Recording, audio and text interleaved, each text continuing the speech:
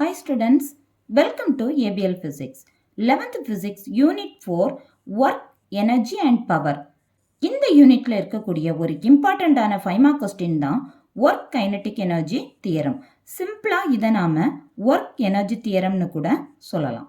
ஆக்சுவலா பார்த்தீங்கன்னா ஒர்க்கும் எனர்ஜியும் ஈக்குவலன்ஸ் தான். அதாவது ஒர்க்கு தான் எனர்ஜி, அதே மாதிரி எனர்ஜி தான் ஒர்க். நாம ஒர்க் பண்ணோம்னா எனர்ஜி தேவை இல்லையா? எனர்ஜி இருந்தால் தான் நம்மளால் ஒர்க் பண்ண முடியும். ஒர்க்குக்கும் எனர்ஜிக்கும் same unit and same dimension. அதே மாதிரி பார்த்தீங்கன்னா ஒர்க்கும் எனர்ஜியும் நமக்கு ஸ்கேலார் குவான்டிட்டி தான். அதனால தான் நாம் ஒர்க் அண்ட் எனர்ஜி ஆர் ஈக்குவலன்ஸ்ன்னு சொல்கிறோம். இப்போ நமக்கு நிறைய டைப்ஸ் ஆஃப் எனர்ஜி இருக்குது. Mechanical energy, electrical energy, thermal energy, nuclear energy, இன்னும் நிறைய சொல்லிட்டே போகலாம். இந்த மெக்கானிக்கல் எனர்ஜியை நாம 2 டைப்ஸா கிளாசிஃபை பண்ணலாம். அதாவது potential energy and kinetic energy. இந்த கொஸ்டின்ல நாம ஒர்க்கையும் கைனடிக் எனர்ஜியும் தான் எடுத்துக்க போறோம். இப்போ ஒரு ஆப்ஜெக்ட் மோஷன்ல இருந்தா கண்டிப்பா அதுக்கு கைனடிக் எனர்ஜி இருக்கும். இங்க நாம ஒர்க்கும் கைனடிக் எனர்ஜியும் ஈக்குவல் தான் அப்படிங்கிறத ப்ரூவ் பண்ண போறோம். இப்போ நாம m மாஸ் இருக்கக்கூடிய ஒரு பாடி இனிஷியலாக ரெஸ்ட்ல இருக்கதா எடுத்துக்கிறோம். அந்த பாடி ஒரு ஃப்ரிக்ஷனே இல்லாத ஒரு ஹாரிசாண்டல் சர்ஃபேஸில் இருக்கதா வச்சுக்கலாம். ஃப்ரிக்ஷன்லெஸ் அப்படிங்கிறப்ப அந்த சர்ஃபேஸ் நமக்கு ரொம்ப ஸ்மூத்தாக பாலிஷ்டாக இருக்குதுன்னு அர்த்தம். இப்போ எஃப் அப்படிங்கிற கான்ஸ்டன்ட் ஃபோர்ஸை நான் இந்த பாடிக்கு மேலே அப்ளை பண்ணுறேன். நான் எந்த டைரக்ஷனில் ஃபோர்ஸ் அப்ளை பண்ணணும் அதே டைரக்ஷனில் இந்த பாடி கொஞ்சமாக மூவ் ஆகுது. இப்போ இந்த பாடியோட நியூ பொசிஷன் இதுதான். இந்த பாடி மூவ் ஆன டிஸ்பிளேஸ்மெண்ட்டை நாம் எஸ்ன்னு எடுத்துக்கலாம். இந்த டயக்ராம் நீங்கள் ட்ரா பண்ண தேவையில்லை, உங்களுக்கு புரியணுன்றதுக்காக தான் இந்த டயக்ராமை நான் இங்கே ட்ரா பண்ணியிருக்கேன். இப்போ இதில் இருந்து நமக்கு என்ன தெரிய வருதுன்னு பாருங்க. நாம் ஒரு பாடி மேலே ஃபோர்ஸ் அப்ளை பண்ணதும் அந்த பாடி மூவ் ஆச்சு. ஸோ இப்போ நாம் ஒர்க் பண்ணியிருக்கோம்னு அர்த்தம். அந்த ஒர்க் டனோட ஃபார்முலா என்னன்றதை பாருங்க. Work done W equal to நாம் அப்ளை பண்ண கான்ஸ்டன்ட் ஃபோர்ஸ் இன்டு அந்த பாடி மூவ் ஆன டிஸ்பிளேஸ்மெண்ட் எஸ். இதை நாம் ஈக்குவேஷன் 1ன்னு எடுத்துக்கிறோம். அடுத்ததான் நமக்கு ஏற்கனவே தெரிஞ்ச நியூட்டனோட செகண்ட் லா ஆஃப் மோஷன்ல இருந்து ஃபோர்ஸோட ஃபார்முலாவை எழுதிக்கலாம். F equal to m into A. இதுதான் நமக்கு நியூட்டனோட செகண்ட் லா ஆஃப் மோஷன். இதை நாம ஈக்குவேஷன் நம்பர் 2ன்னு எடுத்துக்கலாம். இப்போ இந்த ஃபார்முலாவில் m அப்படிங்கிறது mass of the body, a அப்படிங்கிறது ஆக்சிலரேஷன். இந்த ஆக்சிலரேஷனோட வேல்யூவை நாம் ஈக்குவேஷன்ஸ் ஆஃப் மோஷன்ல இருந்து கண்டுபிடிக்கலாமா? இந்த 4 ஈக்குவேஷன்ஸும் தான் நமக்கு ஈக்குவேஷன்ஸ் ஆஃப் மோஷன். இப்போ இந்த ஈக்குவேஷனில் எங்கெல்லாம் நமக்கு ஆக்சிலரேஷன் a வருது பாருங்க. First equation, second equation, third equation, இந்த மூணுலேயுமே நமக்கு ஆக்சிலரேஷன் a வருது. ஆனால் நாம் பார்க்க போகிற ஒர்க் எனர்ஜி தியரத்தில் நமக்கு டைம் எங்கேயுமே வரல இல்லையா?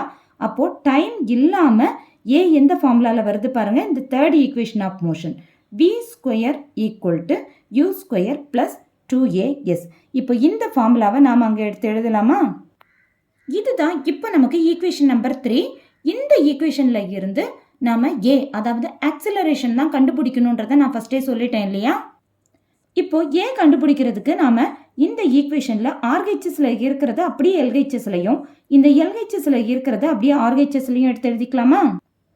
அடுத்ததா இந்த 2as ஈக்குவல் டு போட்டோம் அப்படின்னா இந்த v ஸ்கொயர் அப்படியே இங்கே தான் இருக்கும். இந்த u ஸ்கொயர் நமக்கு ஈக்குவல் டுக்கும் அந்த சைடு போகும்போது மைனஸ் u ஸ்கொயராக மாறும். இதில் இருந்து நாம் இனி ஏ கண்டுபிடிக்கணும். ஸோ ஏ ஈக்குவல் டு போடுறப்ப அந்த ஏக்கு கூட இருக்கக்கூடிய 2வும் எஸ்ஸும் நமக்கு இந்த v ஸ்கொயர் மைனஸ் u ஸ்கொயருக்கும் கீழே போயிடும் இல்லையா? a equal to v square minus u square divided by 2s. இப்போ நமக்கு ஈக்குவேஷன் நம்பர் 4 கிடச்சிருச்சு. இனி நாம் நமக்கு கிடைச்ச ஈக்குவேஷன் 4ல் இருக்கக்கூடிய a வேல்யூ எடுத்துகிட்டு போயிட்டு ஈக்குவேஷன் 2ல் இருக்கக்கூடிய a வேல்யூவில் சப்ஸ்டியூட் பண்ணலாமா? f equal to m into இந்த a வேல்யூ எடுத்து அப்படியே இங்கே போட்டுக்கலாம். இங்கே நமக்கு மைனஸ் எல்லாம் வருது இல்லையா? அதனால இதை பிராக்கெட்டுக்குள்ளே போட்டுக்கலாம். This is equation number 5. இப்போ நமக்கு எஃபோட வேல்யூ கிடச்சிருச்சு.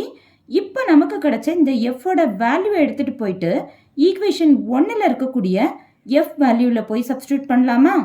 W equal to F into S தான் நமக்கு equation number 1. So W equal to இங்கே இருக்கக்கூடிய இந்த எஃப் வேல்யூவை எடுத்துகிட்டு வந்து நாம் இங்கே ஃபஸ்ட் எழுதிக்கலாமா? ஸோ W ஈக்குவல் டு இந்த எஃப் இன்டு இங்கே ஒரு எஸ் வரும், அந்த எஸ்ஸை இங்கே நாம் போட்டுக்கலாம். சரி, அடுத்ததாக இனி இதை எப்படி நாம் சால்வ் பண்ணலான்னு நீங்களே சொல்லுங்கள் பார்க்கலாம். இங்கே கீழே ஒரு எஸ் இருக்குது, மேலே ஒரு எஸ் இருக்குதுல்ல, இந்த எஸ்ஸையும் நாம் இப்போ கேன்சல் பண்ணலாமா? நியூமரேட்டர்லையும் டினாமினேட்டர்லையும் இருக்கக்கூடிய எஸ்ஸை நாம் இப்போ கேன்சல் பண்ணிட்டோம் அப்படின்னா நமக்கு இங்கே என்ன இருக்கும் பாருங்கள், V square minus you square divided by 2 மட்டும்தான் கிடைக்கும். இனி அடுத்த ஸ்டெப் நாம் என்ன பண்ணலான்றதை பாருங்கள். வெளியே ஒரு எம் இருக்குது இல்லையா, இங்கே வெளியே இருக்கக்கூடிய எம்மை உள்ளே இருக்கக்கூடிய வேல்யூவோட நாம் மல்டிப்ளை பண்ணலாம். இந்த மாதிரி நாம் மல்டிப்ளை பண்ணுறப்ப இன்னொரு விஷயம் நீங்கள் ஞாபகம் வச்சுக்கோங்க. இங்கே நமக்கு v square minus you square divided by 2 இருக்குது இல்லையா, இந்த 2 அப்படிங்கிறது பார்த்தீங்கன்னா இங்கே v square divided by 2 minus you square divided by 2ன்னு தான் வரும். அப்போது நாம் வெளியே இருக்கக்கூடிய எம்மை உள்ளே மல்டிப்ளை பண்ணோன்னா ஃபஸ்ட்டு ஸ்டெப் நமக்கு என்ன கிடைக்கும் பாருங்கள், M into V square divided by 2 கிடைக்கும். அப்புறமா இந்த மைனஸை நாம் அப்படியே இங்கே போட்டுக்கலாம். மறுபடியும் இந்த எம்மை இந்த செகண்ட் ஸ்டெப்போட மல்டிப்ளை பண்ணுங்கள். இப்போ நமக்கு என்ன கிடைக்கும், M into U square divided by 2. நீங்கள் எழுதுகிறப்ப இன்னொரு விஷயம் நல்லா ஞாபகம் வச்சுக்கோங்க. இங்கே வியையும் யூவையும் கண்டிப்பாக நீங்கள் செப்பரேட் பண்ணி நீட்டாக எழுதணும். அதாவது வி இப்படி தான் போடணும், யூ போடுறப்ப ஸ்மால் லெட்டரில் இந்த மாதிரி போட்டு இப்படி நீட்டி விடணும். அப்போ தான் நமக்கு விக்கும் யூக்கும் டிஃப்ரென்ஸ் தெரியும். இந்த ஈக்குவேஷனை நான் இன்னும் கொஞ்சம் மாடிஃபை பண்ணி எழுத போகிறேன். அதாவது இங்கே 1/2 இருக்குது இல்லையா, அந்த நம்பரை நான் தனியாக எடுத்துகிட்டு மீதி உள்ளதை தனியாக எழுத போகிறேன். அப்போ நமக்கு என்ன கிடைக்கும், 1/2 mv square minus 1/2 mu square. இதுதான் நமக்கு ஈக்குவேஷன் நம்பர் 6.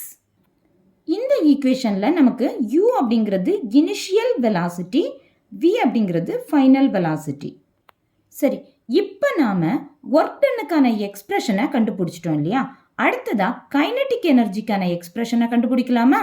ஒரு பாடியோட கைனட்டிக் எனர்ஜிக்கான ஃபார்முலா பார்த்தீங்க அப்படின்னு சொன்னால் இந்த ஈக்குவேஷன் நம்பர் 6ல் இருக்குது பாருங்கள், half mv square.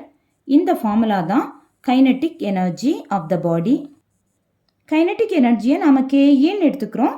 So kinetic energy KE equal to half mv square. This is equation number 7. ஒரு பாடியோட கைனட்டிக் எனர்ஜி பார்த்தீங்கன்னா எப்போவுமே பாசிட்டிவாக தான் இருக்கும்னு சொல்கிறாங்க.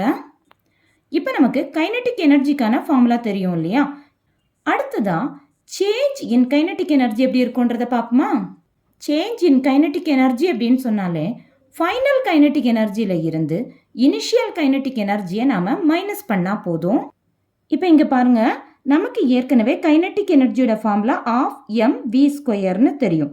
அப்புறமா நான் ஏற்கனவே சொல்லியிருக்கேன், இங்கே v அப்படிங்கிறது ஃபைனல் வெலாசிட்டி. அப்போது ஃபைனல் கைனட்டிக் எனர்ஜி எழுதுகிறப்ப இந்த ஃபார்முலாவை நாம் அப்படியே இங்கே போட்டுடலாம். அப்புறமா இந்த மைனஸ் போட்டுட்டு இனிஷியல் கைனட்டிக் எனர்ஜி எழுதுகிறோம் பாருங்கள்.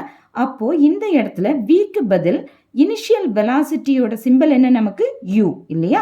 அப்போது ஆஃப் mu ஸ்கொயர் அப்படிங்கிறத இங்கே போட்டுக்கலாம். ஏன்னா நமக்கு ஒரு பாடியோட மாஸ் எப்போவுமே நமக்கு சேஞ்ச் ஆகாது, அது கான்ஸ்டண்ட்டாக தான் இருக்கும் இல்லையா? அதனால m கண்டிப்பாக மாறாது. v மட்டும் நமக்கு ஃபைனல் கைனட்டிக் எனர்ஜி வர்றப்ப v தான் போடணும். இனிஷியல் கைனட்டிக் எனர்ஜி வர்றப்ப இந்த இடத்துல நாம் u போட்டுக்கலாம் vக்கு பதில். இப்போ இந்த ஈக்குவேஷன் உங்களுக்கு நல்லாவே புரிஞ்சிருக்கும்னு நினைக்கிறேன். அப்புறமா பாருங்கள், இங்கே சேஞ்ச் இன் கைனட்டிக் எனர்ஜி இருக்குது இல்லையா, நார்மலாக கைனட்டிக் எனர்ஜினா கேஇ, சேஞ்ச் அப்படிங்கிறதுக்கு நாம் இங்கே ஒரு டெல்டா போட்டுக்கலாம். இப்போ நமக்கு ஈக்குவேஷன் நம்பர் 8 கிடச்சிருச்சு. Delta KE equal to half mv square minus half mu square. இப்போ பார்த்தீங்கன்னா நாம் ஈக்குவேஷன் நம்பர் 6ல் ஒர்க் டன் கண்டுபிடிச்சிட்டோம். அப்புறமா ஈக்குவேஷன் 8ல் சேஞ்ச் இன் கைனட்டிக் எனர்ஜியும் கண்டுபிடிச்சிட்டோம். இப்போ இந்த 2 ஈக்குவேஷனையும் நீங்கள் பார்த்தீங்கன்னா RHS சேமாக இருக்குது பாருங்கள். ஈக்குவேஷன் நம்பர் 8ல் ரைட் ஹேண்ட் சைடில் நமக்கு half mv square minus half mu square இருக்குது. அதே மாதிரி ஈக்குவேஷன் நம்பர் 6லையும் ரைட் ஹேண்ட் சைடில் half mv square minus half mu square இருக்குது. ஈக்குவேஷன்ஸ் 6 and 8ல RHS சேமா இருக்கிறதுனால LHS நாம சேம்னு சொல்லலாமா? அப்போ ஈக்குவேஷன் நம்பர் 6ஓட LHSல என்ன இருக்கு பாருங்க, W இருக்குது. அடுத்ததான் ஈக்குவேஷன் 8ஓட LHSல என்ன இருக்கு பாருங்க, டெல்டா KE இருக்குது. அப்போ இந்த ரெண்டு ஈக்குவேஷனை நாம கம்பேர் பண்ணோம் அப்படின்னா W ஈக்குவல் டு டெல்டா KEன்னு கிடைச்சிடும் இல்லையா? இதில் இருந்து நமக்கு என்ன தெரிய வருது அப்படின்னா ஒர்க் டன் அப்படிங்கிறது சேஞ்ச் இன் கைனட்டிக் எனர்ஜிக்கு ஈக்குவலாக இருக்கும். அதாவது ஒர்க் நடந்தால் கண்டிப்பாக கைனட்டிக் எனர்ஜி சேஞ்ச் ஆகும்.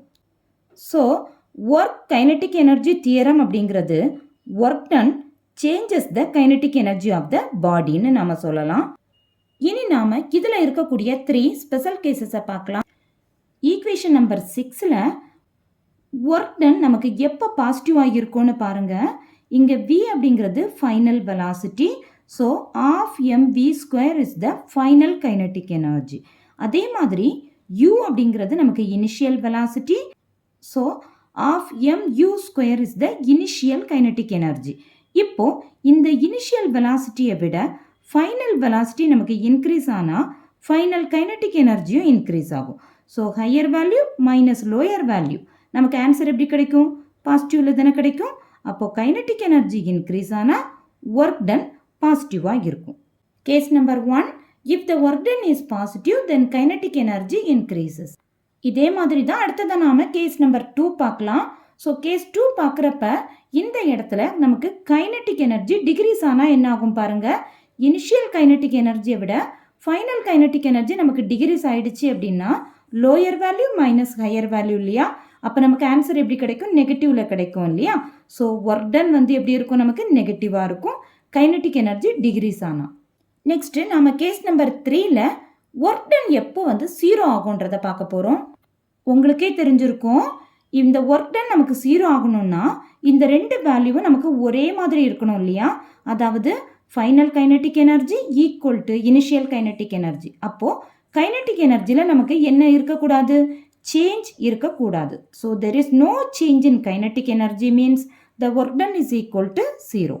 ஸோ நமக்கு கேஸ் 3 வந்து பாசிபிள் ஆகணும் அப்படின்னா ஆப்ஜெக்ட் கண்டிப்பாக கான்ஸ்டன்ட் ஸ்பீடில் மூவ் ஆகணும். அதே மாதிரி அதோட மாஸும் நமக்கு கான்ஸ்டன்ட் சேமாக தான் இருக்கணும் இல்லையா?